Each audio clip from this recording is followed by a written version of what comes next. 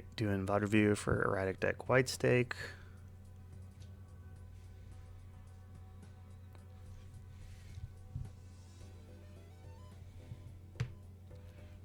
Well, make sure you can clear the blind in one hand. I think that's a few short.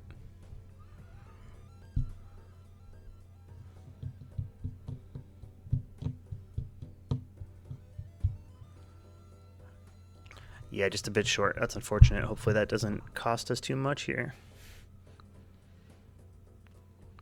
Okay, first shop. Death is a good pickup. Okay, well, that's a pretty easy decision. Yeah, unfortunately, we'd love to give that devil.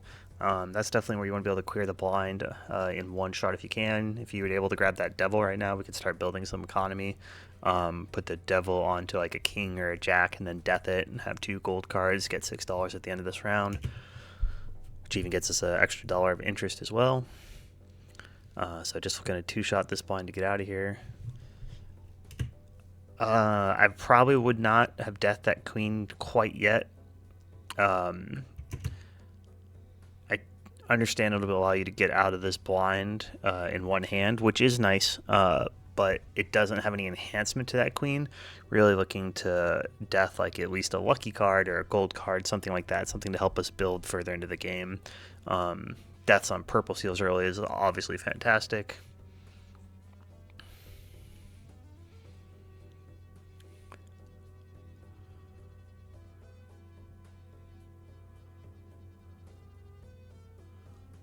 Oh, okay. That was nice. Good way to get out of the blind. Great job.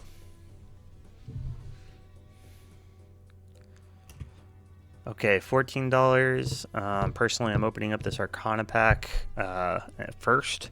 That way I have $10 in the bank if I pick up something like a Hermit and decide to use it, and then I am picking up Riffraff. Ooh, I am probably not getting the telescope. I'm personally not a huge fan. I just don't think it's doing enough for you in multiplayer, mainly because most of the time when you're trying to build economy in the early game, you're going to be looking to play hands that are not your actual final hand that you want to win with, right? You're likely going to scale up to play like a flush 5, which looks to be what you're already building toward with that queen, if I had to guess. And you're not going to be wanting to play many flush 5s to clear blinds because you want to use that time to min-max, right? To build as much economy and deck manipulation as you can through the blinds before you hit that PvP round. This also prevents us from getting Riffraff, and Riffraff is phenomenal. Riffraff is going to give you 2 jokers per round, which you can sell bad jokers to help build the economy, and then you also have great jokers that are at the common rarity. Mail and envelope, photograph, hanging chad, top 3 jokers. 3 of the best jokers in the game, and they're all at common level. You can pick them all up from Riffraff. Riffraff will also give you some flat molt cards occasionally that can help you clear those early blinds. So yeah, I would definitely look to pick up the Riffraff here. It would have shown you a lot of jokers across the game, and especially with that blueprint, something like a mail and rebate.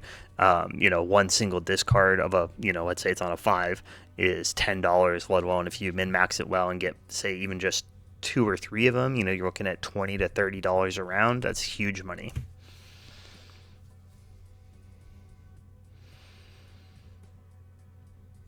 Okay, full for death is good though.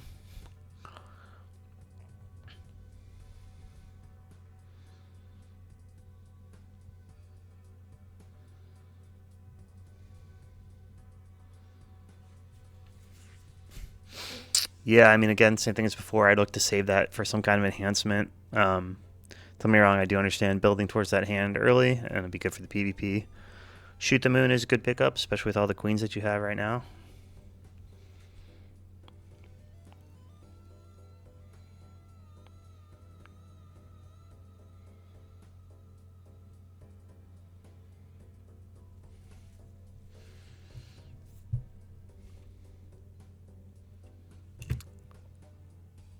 Okay, same thing here as before. We really want to look to build our economy.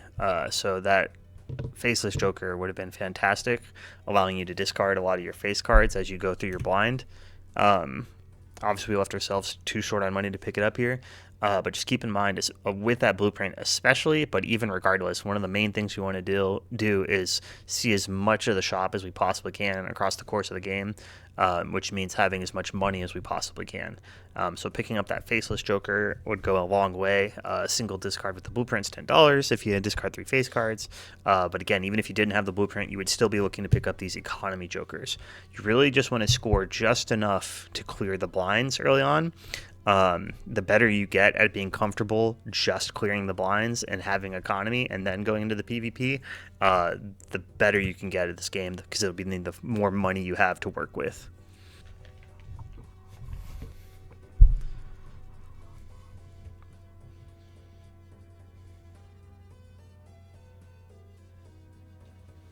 Yeah, bottom decked a little hard there with the queens for sure, especially with the amount of deaths we've already used.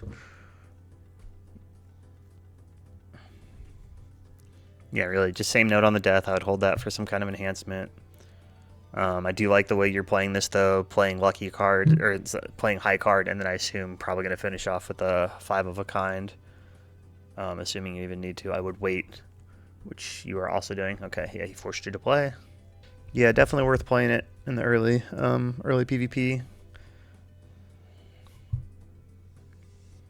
I would expect this wins. I would expect your opponent is on blueprint in some form of riffraff with jokers there. It's hard to say exactly what those are, though, of course. That's a good habit to be in. Preview your next blind, or your next ante, rather, and take a look at what you might be able to pick up.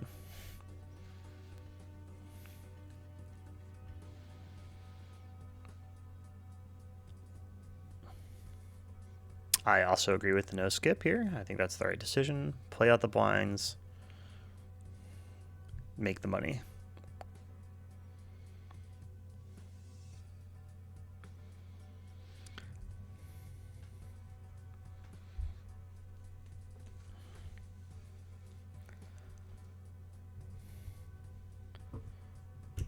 Okay, so here, while I would absolutely grab the grabber voucher, I would wait to do it till after the big blind, since you don't need it to clear the blinds and you don't have much deck manipulation you need to do during the round.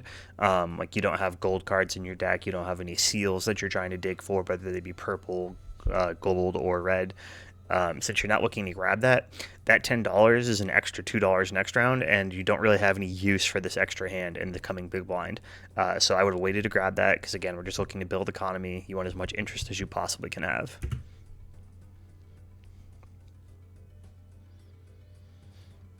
I'd probably judgment here. We're a little low on jokers, and we'd love some utility to work with that blueprint.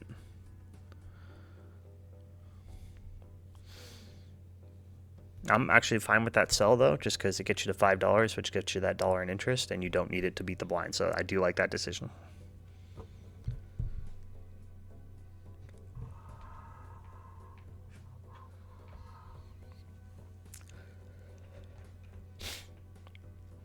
Yep, this is all good with me. We don't have anything in the deck to dig for, so just getting out in the blind is as few hands as possible. Penny Pincher could be good. It's hard to say, but we'll kind of get an idea what kind of economy your opponent's working with as well.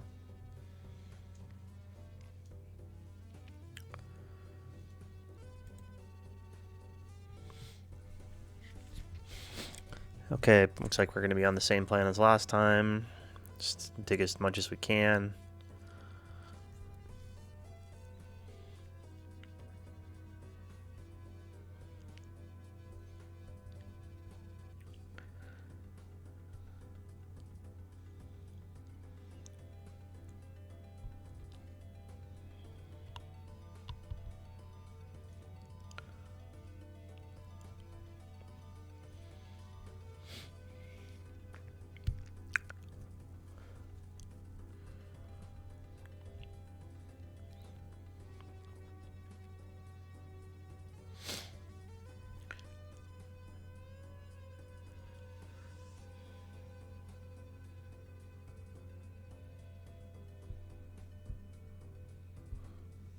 I would have waited. Just your opponent needed to play first. You never know, especially since there's definitely going to be some variance in this game from your play versus their play. what they have available, right?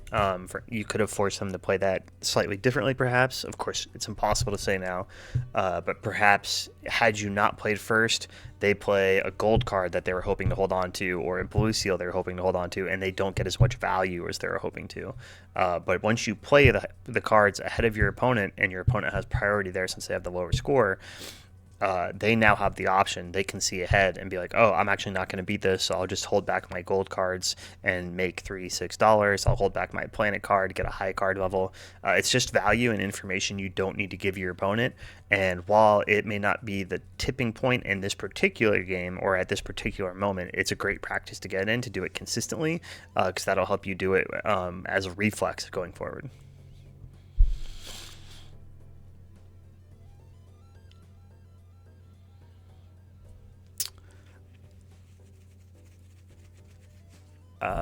I would grab Mime as an investment for the future. Again, we're rolling a little aggressively. We just don't have much money.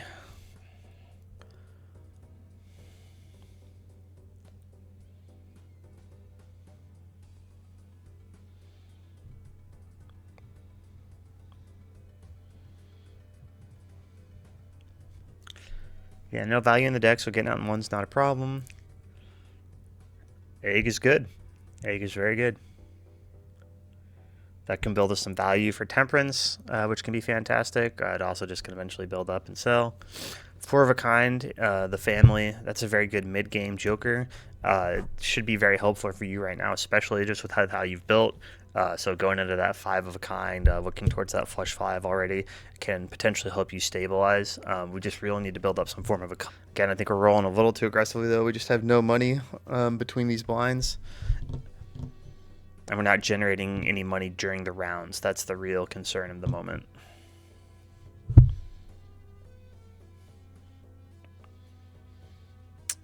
Yeah, so your opponent, he's spending a lot of money in each ante based off that penny pincher. And so while it's helping you out a bit, it's just not comparable to him. Oh, I probably would have picked up that glass jack. I know that we're building into queens, but this glass, 1 strength, and it's a queen, and then we can look to death this as a glass queen. Glass cards being 1.5 extra is a huge deal, especially if you're playing face cards. You can be looking for like a sock or a dusk and be re-triggering that 1.5. So if you get a few of those with those deaths, it's going to make a huge difference. Again, I'd pick up that faceless with that blueprint. So with that blueprint, just in case you're not doing it now, it's definitely best to realize that you can utilize that differently per hand, right? So with you having 5 hands and 3 discards here, I would be looking to play 4 hands of high card number cards and discarding 3 times with at least 3 face cards each time. So in that case, you're going to be making $30 every round with that abandoned or faceless joker. Sorry, not abandoned. That faceless joker. Then on your last hand, you'll definitely have dug far enough in your deck to play at least 4 queens and clear the blind. You don't need to play the 5 of a kind to clear the blind, right? 4 is enough. It's going to get you enough points. So that'll get you a lot more economy, and it's a great way to build through it.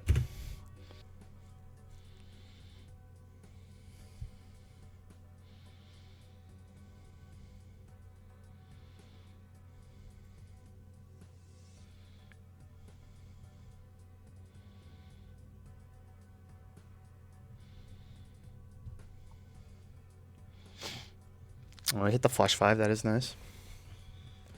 I do think this is the correct way to play it, though, is to utilize that. I'd have to look at your deck to see how many queens you have, but I'd probably end up playing another high card. They're at 200,000, though.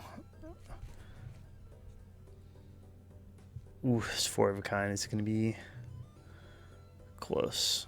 Again, I would have waited still. I know it's not the biggest difference maker here, but just waiting that little bit of extra time might make them make a decision that costs them value in an attempt to win the round.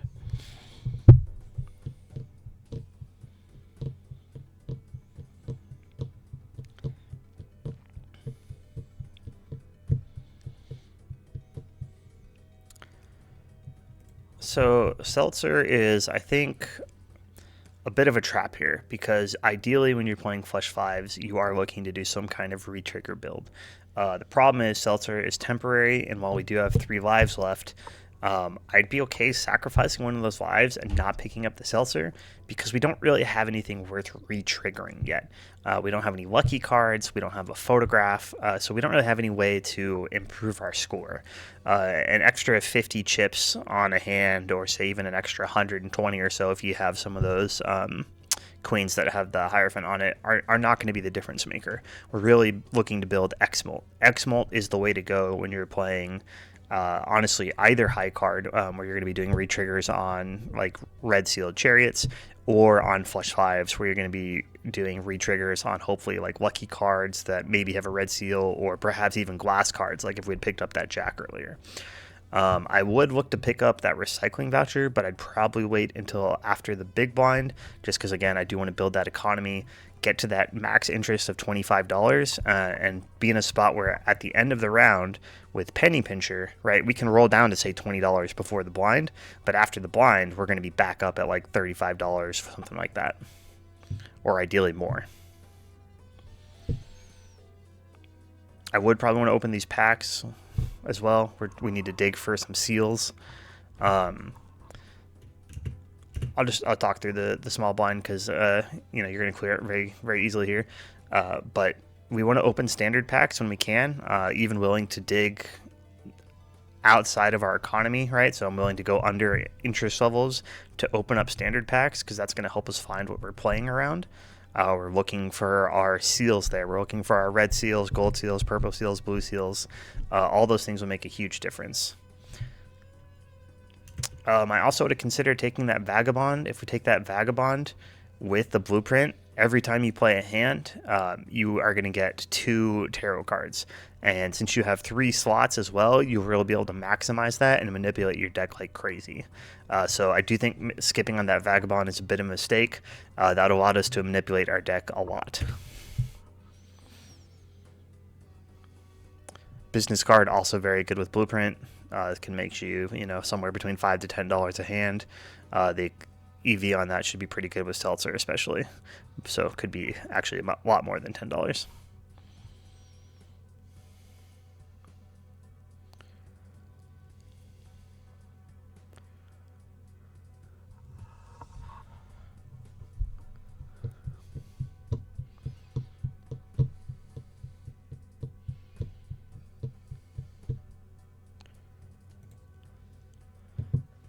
I'm definitely firing off this Immolate here. Again, we need the money. And also, there's only 2 queens in here. This will help thin our deck. It's fantastic for the Immolate. Good decision.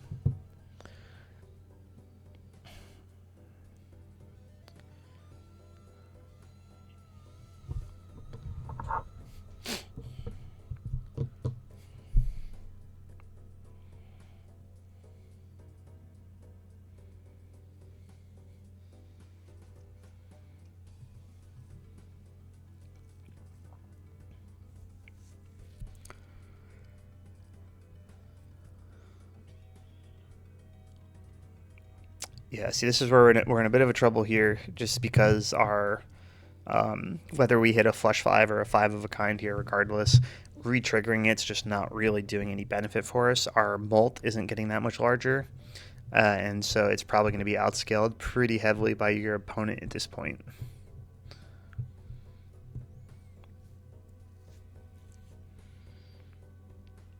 I will say, as far as if you are resigned to losing the round there, playing faster is fantastic. Get done as quickly as possible. Do not let them build any additional value. As far as you know, they could have lucky cards they want to play over there. They could be digging for blue seals or gold cards. So if you know you're going to lose, getting out of there as quickly as possible is the absolutely correct decision.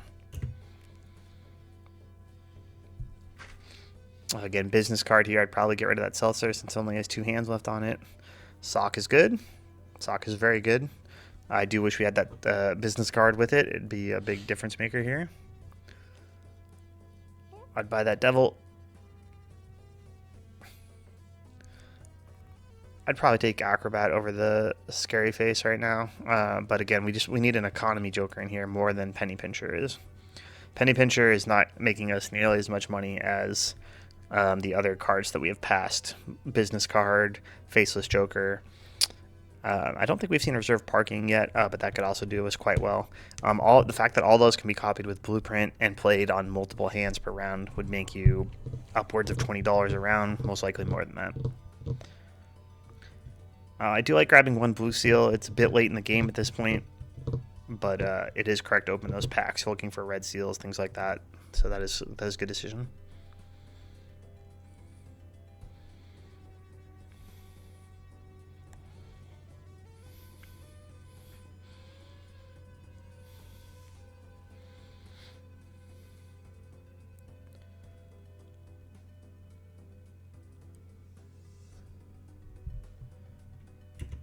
So I think, do we need to play down to Acrobat here for 5 of a kind?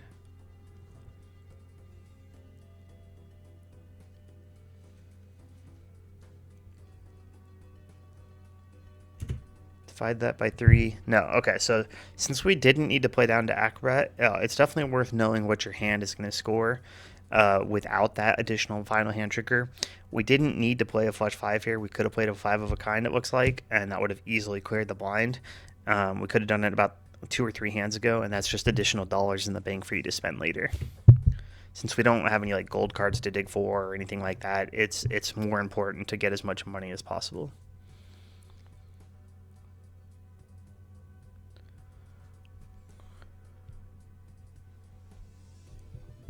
Okay, same thing on that to-do list.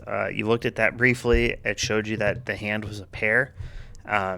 You have 5 hands, so if you play it well, you know, we sell Penny Pincher here. We keep the other jokers because they're great for PvP, and we put that to-do note next to this blueprint.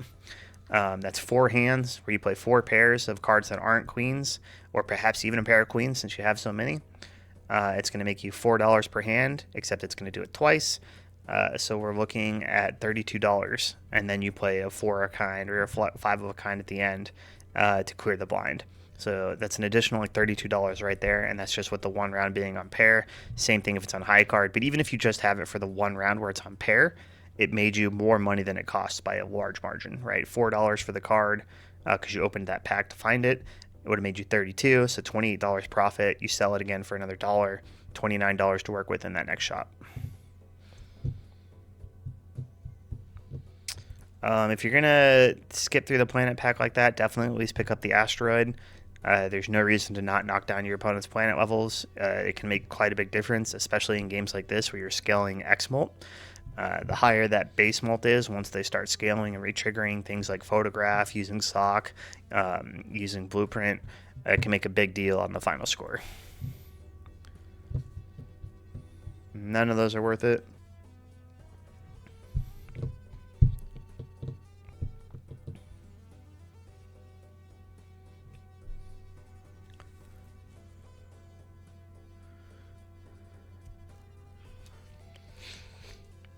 Yeah, so at this point, just being honest about it, it doesn't look like we're probably going to end up picking up this game. We just haven't been able to manipulate our deck well enough to kind of score higher than a base flush 5. One thing I think you definitely want to think about going forward is how to manipulate your deck to essentially min-max it on the blinds before the PvP. So every ante you should be looking to not just clear the blind as fast as possible or clear it with as high a score as possible, but to have things in your deck like gold cards and purple seals or lucky cards, things that can make you more money, allow you to dig further in the shop or to manipulate your deck even further. You had a late game plan right away, and I agree with that late game plan, right? You took a look at your erratic deck, you saw you had queens, you picked up some early deaths, and you're like, all right, I'm going to play these queens. I'm going to do a flush 5 with these. That part's fantastic, but we need to slow down a little bit on using those deaths. We want to make sure that we manipulate the deck to make us more money throughout the game and allow us to find more in the shop. But yeah, the late game plan I think was correct, which is a very good thing to know what you're looking for and what you're looking to do. Just a note, that certificate can be very good. It's probably too late in this game for it to make a difference.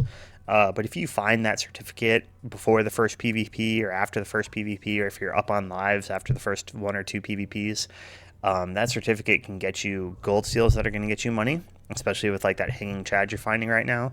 You can just play a high card with a gold seal and make $6. All right, so that's just an easy way to get more money. It can also find you red seals that you can manipulate with strengths and suit changers to turn it into the card that you're looking to build. Or if you're not even sure what you're building yet and you pick up a certificate, it can help define what your game is going to be. Red seals are a huge key to winning with flush fives because you're going to re-trigger more and more and more. So if early on you find anything, it's debatable, but around like an 8 or higher, with a red seal on it, it's probably worth picking that up and then trying to strengthen it into a face card. That way you can re-trigger it with things like the sock that you have, a photograph if you find it, and allow you to play that card multiple times. Not to mention with the seals, you can put like a lucky card on it and then play it a bunch of times over, hopefully get some money, also get additional molt during the PvPs.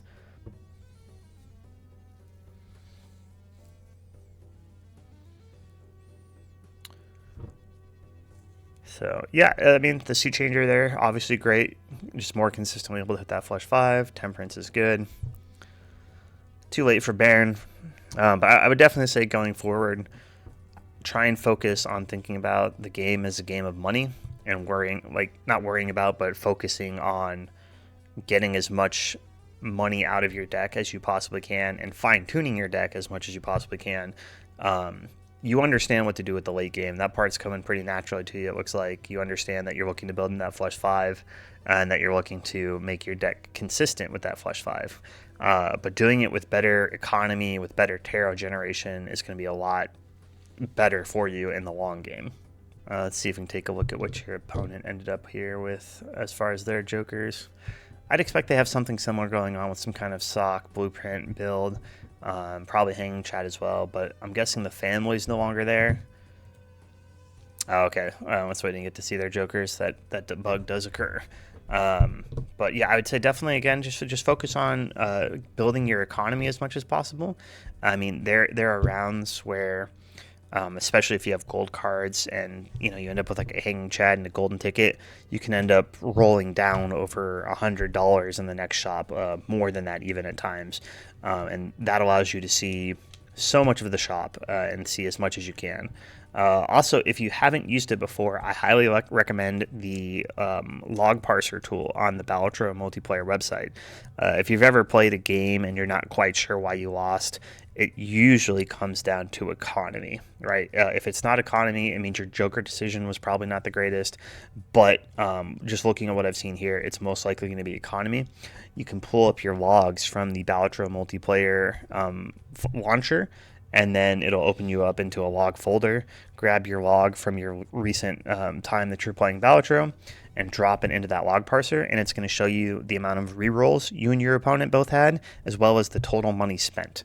The total money spent does include reroll money as well, but you really want to focus on that number of rerolls because it's going to show you who went further into the shop, who was able to see more of the jokers that this seed had to offer. That's probably going to be the person that wins the game 9 out of 10 times. So yeah, if you have any questions, feel free to let me know. Reach back out. Otherwise, I hope this helped.